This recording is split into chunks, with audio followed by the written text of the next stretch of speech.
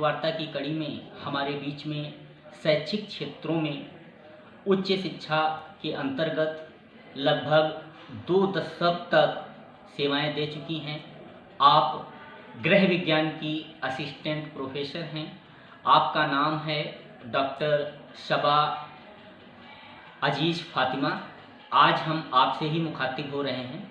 Ma'am, आपसे प्रश्न है, क्या गृह विज्ञान विषय सिर्फ करियर के लिए उपयोगी है या फिर इसका दैनिक जीवन में भी उपयोग होता है?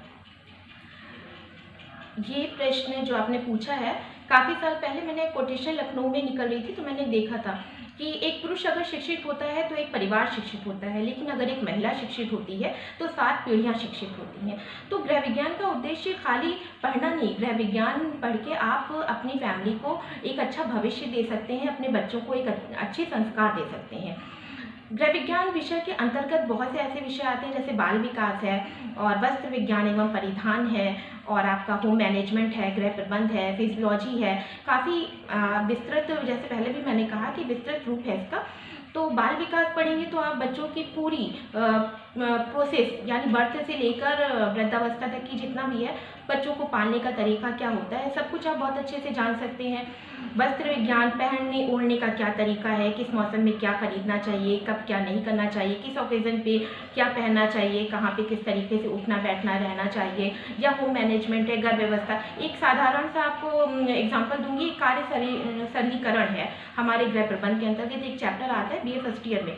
उसमें यही सिखाया जाता है कि आप कदमों की दूरी को कैसे कम करें। जैसे वही कार्य अगर हम किचन का कर रहे हैं तो वहाँ तक पहुँचने के लिए डिब्बों को उठाना है, तो उनकी व्यवस्था हम कैसे करें कि उस काम को कम में भी कर सकते हैं। काम तो देखिए सब होते हैं, लेकिन काम करने के तरीके में अगर कुछ परिवर्तन लाया जाए तो वही हमारी कार्य क्षमता को बढ़ाता है और हमारी थकान को कम करता है। तो ये कहा जा सकता है कि सिर्फ पढ़ाई आपके करियर के लिए नहीं, ये गृह विज्ञान विषय आपके करियर के लिए नहीं बल्कि आपके सर्वांगीण विकास के लिए भी बहुत आवश्यक है और ये परिवार को भी बहुत आगे तक ले जाने वाला विषय है। गर्ल्स स्टूडेंट हैं और बॉयज स्टूडेंट हैं, तो गृह विज्ञान विषय सिर्फ और सिर्फ गर्ल्स स्टूडेंट के लिए ही उपयोगी है या फिर जो बॉयज स्टूडेंट हैं उनको भी गृह विज्ञान के अंतर्गत जो है उसमें अध्ययन करना चाहिए? ये आपने बहुत ही अच्छा प्रश्न पूछा है। मैं पिछले 5-6 सालों से प्रैक्टिकल लेने जाती हूँ और जो पहले लोगों की मानसिकता दिखती थी कि खाली लड़कियों को ही गृह विज्ञान की शिक्षा दी जाए, और उसका एक उन लोगों का ये सोचने का ढंग भी था कि लड़कियों को गृह विज्ञान की शिक्षा देंगे तो वो कढ़ाई, सिलाई और खाना बनाने में पारंगत हो जाएंगी।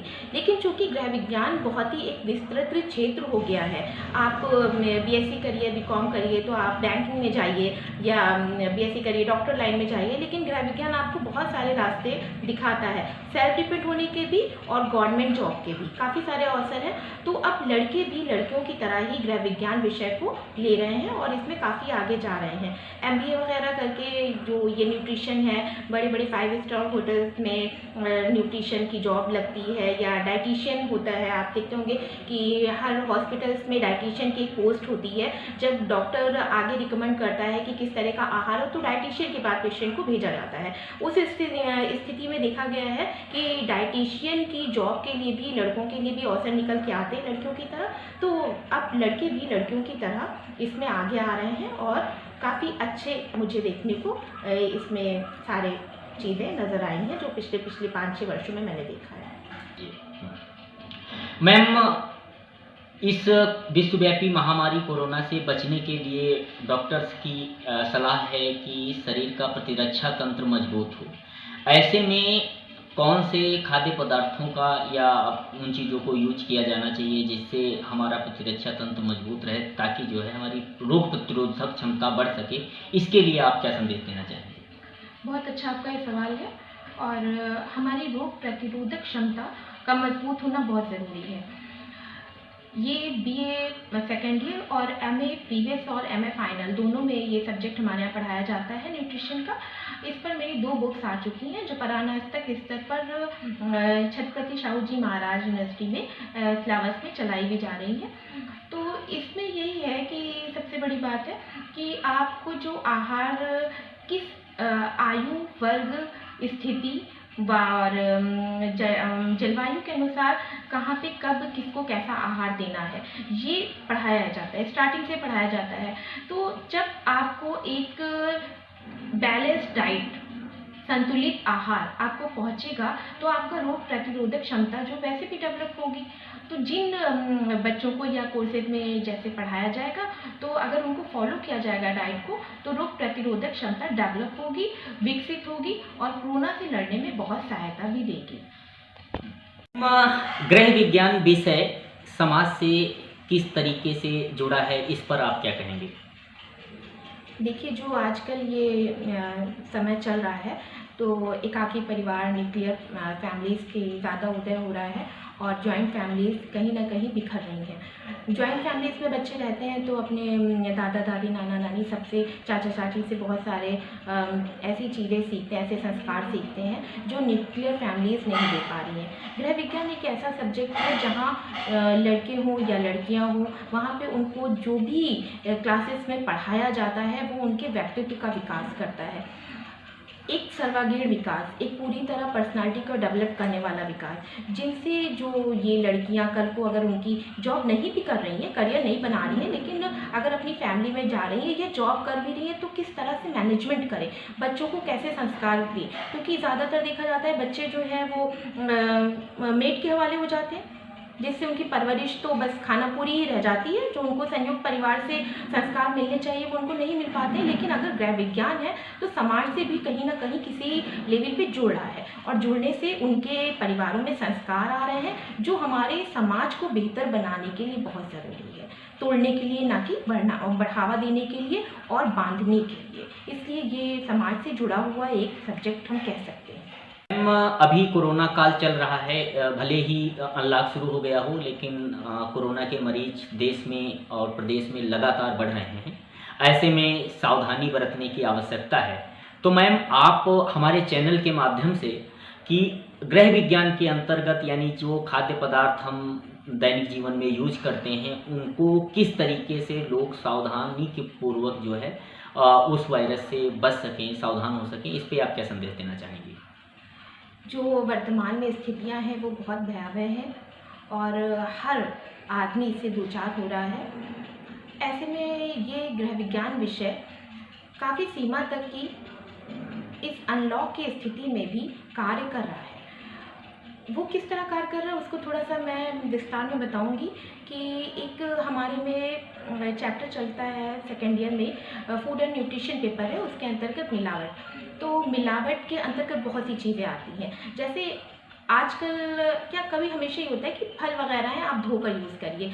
अब इस समय हर चीज़ को बहुत ज़्यादा सेफली अपने यूज़ में लाना है, लेकिन चूंकि ये चीज़ हम लोग पहले ही स्टूडेंट्स को पढ़ाते हैं, हमारे कोर्स का ये पार्ट है कि सेब है, सेब को फल ले लीजिए फॉर एग्जांपल, तो आप उसको अगर छुरी से खुरच के देखिएगा तो मोम की एक परत होगी वो निकलेगी, तो मिलावट हुई ना। अब अगर हम पहले से ही गृह विज्ञान विषय को पढ़ रहे हैं और सेब का छिलका उतार के उसको यूज़ कर रहे हैं, तो कहीं ना कहीं जो ये स्थितियां चल रही हैं कि हर चीज़ को धो के यूज़ में लाया जाए, इस्तेमाल किया जाए, तो उससे बचा जा सकता है। प्लस साफ़ सफाई का ध्यान तो बहुत ज़्यादा इसमें रखा जाता है। खाना बनाना है या खाने की व्यवस्था करना है तो आप एप्रन पहनिए, हाथों को वॉश करिए, ये सारी चीज़ें बहुत पहले ही सिखाई जाती है। तो गृह विज्ञान विषय पूरी तरीके से साफ़ सफाई में पूरा योगदान दे रहा है, और आजकल की परिस्थितियों में जो जिन लड़कियों ने, जिन बच्चों ने ये सब्जेक्ट लिया है, वो उनके लिए कहीं ना कहीं हेल्पफुल भी हो रहा है। मैम, जिला सीतापुर जिला प्रशासन की ओर से आपको खाद्य सुरक्षा एवं औषधि विभाग में नामित किया गया है, तो इसके अंतर्गत आप लोगों को यानी शिक्षकों का क्या भूमिका होगी, किस इसमें कौन कौन सी चीज़ों को रखा जाएगा, इसके बारे में थोड़ा सा विस्तार बताएं। जी, ये जिलाधिकारी के द्वारा 29 तारीख को एक बैठक की गई थी ज़िला मुख्यालय पे। उसमें मैं गई थी और हर विभाग के उसमें अधिकारी आए हुए थे, सभी से बातचीत हुई, सबने अपने व्यूज़ रखे, अपनी अपनी बातें कही। तो उसमें जो मुझसे राय ली गई, मुझसे एडवाइस ली गई, उसमें जैसे मिलावट है, मिलावट एक आजकल बहुत बढ़ती समस्या है। देखिए, पुराने लोगों को आप देखते होंगे कि कितना भी वर्क कर लें उनकी थकान नहीं होती, और आजकल के छोटे-छोटे बच्चे बहुत जल्दी थक जाते हैं।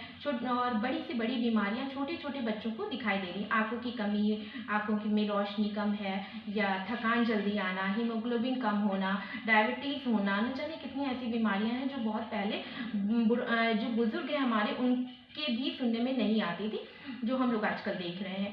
तो मिलावट को कैसे कम किया जाए, उसके ऊपर काफ़ी सारी बातें हुई, जिसमें ये कहा गया कि कुछ ऐसे मानक बनाए जाएँ, कुछ ऐसी तकनीकी लाई जाएँ जो लोगों को जागरूक करें। जब मुझसे इस बारे में प्रश्न किए गए और राय ली गई, तो मैंने कहा कि आपको ऐसा करना चाहिए कि कॉलेज लेवल पे आप लोग कुछ इस तरह के प्रैक्टिकल्स करवाएँ, जिनमें बच्चों को मिलावट की जानकारी प्रैक्टिकल के माध्यम से प्रयोगात्मक तौर पे दी जाए।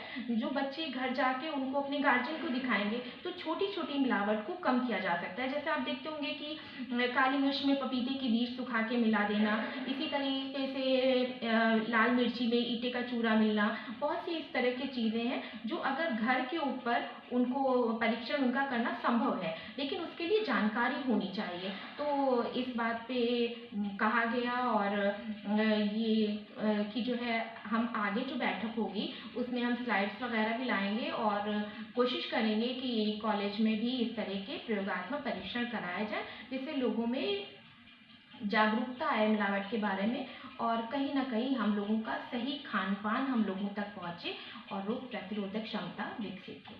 अपने चैनल के माध्यम से आप स्टूडेंट को क्या संदेश देना चाहेंगी गृह विज्ञान के प्रति? सबसे पहले मैं बधाई देना चाहूँगी आपके चैनल को कि आपका बहुत अच्छा लोगों से रूबरू कराने का तरीका रहता है, और आपके चैनल को बहुत सारी शुभकामनाएँ।